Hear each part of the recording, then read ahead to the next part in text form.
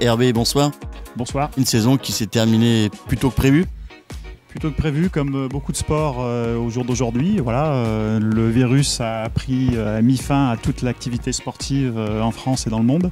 Voilà, après, c'est un constat que l'on peut faire. Malheureusement, pas très positif au niveau de la vie associative et de l'arrêt de ces championnats. Voilà, la fédération a arrêté le championnat aux alentours de la mi-octobre. Maintenant, voilà, il y a un impact fort aujourd'hui sur cette fin de saison et peut-être sur les saisons à venir. La suite pour le Villefranche Handball Beaujolais, comment ça va se passer au niveau de l'ensemble des équipes? Parce qu'il n'y a pas qu'une seule équipe, c'est plusieurs équipes à Villefranche au niveau du handball. Après oui, ça démarre en moins de 9, ça finit en senior. Voilà, on a à peu près 15 équipes aujourd'hui engagées dans les différents championnats, départementaux, régionaux et nationaux. Donc l'objectif reste la formation et d'essayer d'amener nos jeunes vers le plus haut niveau de l'élite. Voilà, avec pas oublier non plus, je dirais, les deux possibilités, l'aspect compétitif et l'aspect un peu plus loisir. Je rappelle que nous sommes engagés sur le secteur Beaujolais avec des ententes sur les différents collectifs jeunes. Donc on est en entente moins de 9 jusqu'au senior garçon, y compris à la Nationale 2 cette année. Voilà, pour permettre, je dirais, aux jeunes joueurs de Lima qui peuvent postuler en courte saison ou à moyen terme ou à long terme, intégrer l'effectif National 2, pouvoir le faire sans mutation. Donc on est sur ces ententes-là. Et puis parallèlement à ça, nous sommes en entente avec, actuellement on était avec le club de Belleville sur l'élite jeune, donc moins de 16 aura, donc le plus haut niveau régional au niveau de la Ligue, et sur les moins de 18 championnats de France. Malheureusement, un niveau que l'on va perdre cette année par rapport à la refonte de la fédération qui a réduit fortement les niveaux de moins de 18. Mais quand on voit ce pôle handball féminin sur certains clubs de la région, est-ce qu'aujourd'hui il y a la possibilité de monter un pôle handball féminin avec tous ces clubs de l'agglomération ? Après, il y aura toujours le projet aujourd'hui du Beaujolais, c'est ce qu'on essaye de faire déjà sur la filière garçon. On va dire on avance de plus en plus. J'ai parlé de Lima, j'ai parlé de Belleville tout à l'heure. Nous allons augmenter ces ententes avec 2 clubs supplémentaires qui sont les clubs de Dracé sur le secteur Val-de-Saône et Saint-Georges également. Donc voilà, on intègre sur les championnats élites jeunes donc le moins de 17 aura, puisque le moins de 16 est arrêté, ça passe en moins de 17 sur les choix de la Ligue. Et on va créer une équipe moins de 15 aura sur justement ces 5 clubs et d'essayer de mettre une dynamique en place sur l'ensemble du secteur et pas travailler chacun de son côté, parce que voilà, le fait de partager, ça permet de mutualiser des créneaux de salle, mutualiser des savoir-faire aussi, et dans l'encadrement de faire monter en compétence aussi certains entraîneurs. Voilà, c'est un tout. Aujourd'hui, ça fait bientôt 5 ans que l'on travaille sur ce projet-là. Après, sur le secteur féminin, je suis mal placé malgré tout pour en discuter, puisque je n'ai pas de filles au sein du Villefranche Handball Beaujolais. Maintenant, je pense que la même chose devrait être faite après avec les différents clubs. Aujourd'hui, les clubs porteurs du niveau féminin sont Saint-Julien, Denissé, Glaisé et Belleville, qui sont les deux clubs avec une mixité. Et je pense que le secteur Beaujolais se doit aujourd'hui aussi de fédérer autour du secteur féminin. Le Villefranche Handball Beaujolais, c'est également beaucoup d'encadrement et de dirigeants pour encadrer toutes ces équipes, et puis surtout également beaucoup de salles pour les différents matchs et les compétitions, et également pour s'entraîner la semaine. Je vais rebondir sur le dernier point. Bon, aujourd'hui, on partage des salles sur l'agglomération. Aujourd'hui, les salles sont pilotées par Villefranche ou par l'agglomération de Villefranche. Bon, malgré tout, un constat est fait, c'est qu'on manque encore de salles et de créneaux pour pouvoir se développer correctement et surtout aussi pouvoir mettre en place, je dirais, de la qualité dans l'encadrement, notamment dans les structures d'accueil, parce que voilà, on arrive à s'entraîner avec plus de 25 à 30 gamins dans une même salle, sur une même catégorie. Voilà, si on veut faire de la performance demain, on se doit aujourd'hui de minimiser et de faire des groupes un peu plus séparés pour travailler plus qualitativement. Donc ça, c'est un objectif. On sait aujourd'hui qu'on manque de salles. Il peut y avoir des projets, je dirais, dans des avenirs plus ou moins proches en réflexion. Voilà, il y a des connaissances sur ce sujet-là, mais le constat qui est fait, on partage avec le volley, on partage avec le badminton, on partage avec d'autres associations sportives en salle.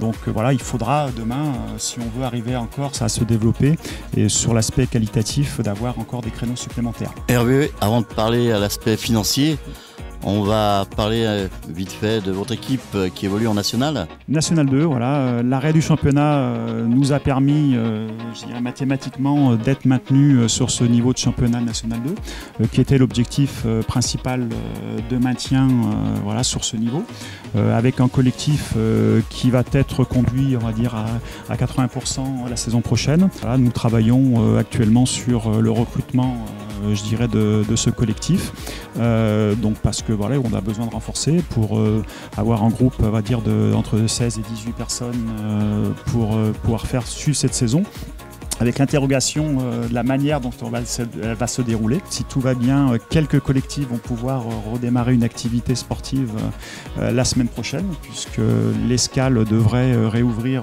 la semaine prochaine. Et on attendra un petit peu l'annonce du gouvernement sur la suite et éventuellement d'avoir d'autres salles réouvertes pour essayer de proposer à nos licenciés une reprise d'activité un peu plus soutenue. Il y aura un changement à la tête de l'équipe première.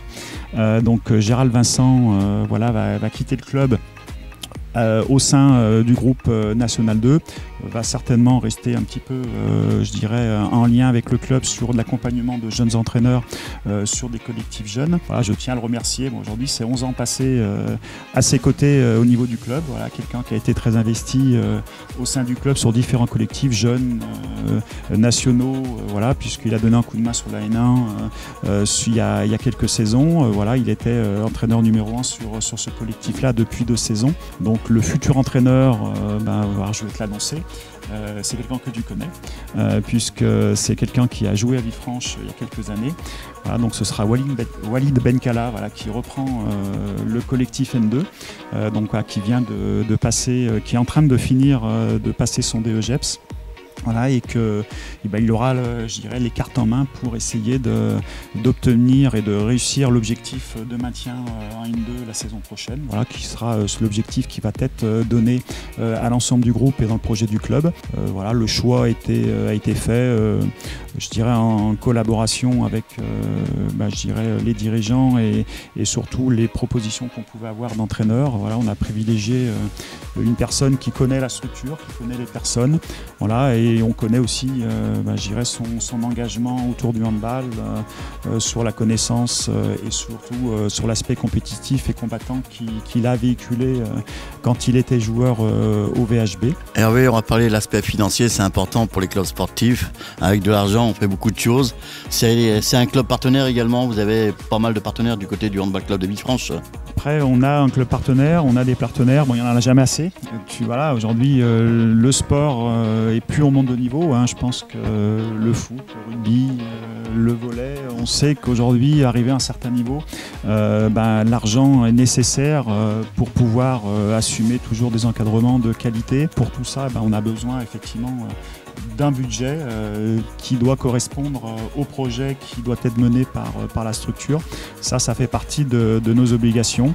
Et à la recherche de différents partenaires, voilà, avec je dirais une période qui risque d'être difficile. Voilà, donc je pense qu'il faut être conscient de l'avenir à court terme, notamment sur la saison à venir, sur des risques potentiels de baisse budgétaire. Voilà, je pense que la sortie de crise va toucher les associations sportives, va toucher les entreprises qui sont déjà partenaires, les nouvelles entreprises qui pourraient avoir envie de venir nous rejoindre sur l'aspect partenariat. Voilà, je pense qu'on va avoir un petit peu une lecture dans les quelques mois à venir, mais on va essayer aujourd'hui de ne pas être perturbé sur cette sortie de crise par rapport à une saison que l'on se doit d'amener et surtout de remplir les objectifs qui sont les nôtres pour cette saison. Justement, j'en profite, un appel aux partenaires, que ce soit pour les différents clubs sportifs, les partenaires qui nous suivent sur ma TV Ambogef pour les différents sports. Je les encourage à continuer. Je compte sur vous également, les présidents de clubs, comme l'ensemble des bénévoles ont besoin de partenaires pour suivre et continuer ensemble à faire vivre nos clubs sportifs. Vous savez qu'à Villefranche, nous avons été une des villes la plus sportive de France. Elle peut redevenir la ville la plus sportive de France. On compte sur vous, partenaires et sponsors, pour aider l'ensemble des clubs sportifs de la ville de Villefranche.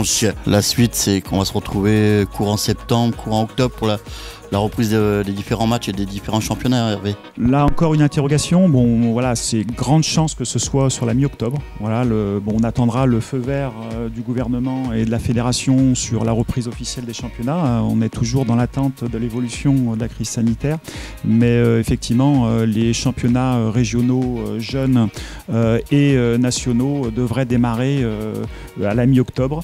Voilà, dès qu'on aura ce feu vert, donc avec une préparation qui pourra certainement se faire plus en douceur dans le cadre et surtout dans le cas où l'ensemble des salles pourront être ouvertes courant de l'été. Ça fera partie, je dirais, des attentes que l'on peut avoir sur l'évolution de cette crise sanitaire, dans le but, voilà, de reprendre une activité forte avec nos licenciés et de préparer au mieux cette saison avec, je dirais, une interrogation sur comment la saison se passera. Notre fédération a réfléchi sur des scénarios de championnat, donc ça va être des championnats en plusieurs phases. La Ligue étudie également les différents types et formules de championnat, donc on risque peut-être d'avoir moins de matchs selon l'évolution sanitaire courant de l'année prochaine, mais voilà, quoi qu'il arrive, il y aura des scénarios, il y a des scénarios qui vont être affichés avec deux parties, un championnat en deux parties, avec un arrêt je dirais un classement à la première partie. Si on ne va pas au bout, le championnat ou la saison se jouera sur cette première partie. En tous les cas, Hervé, merci. Très sympa d'avoir rencontré le Villefranche Handball Beaujolais. Ça sera un grand plaisir de venir vous voir, surtout du côté de l'Escale où on sera également pour cette nouvelle saison dès la reprise avec Bruno et moi-même pour les différents matchs de championnat de votre club.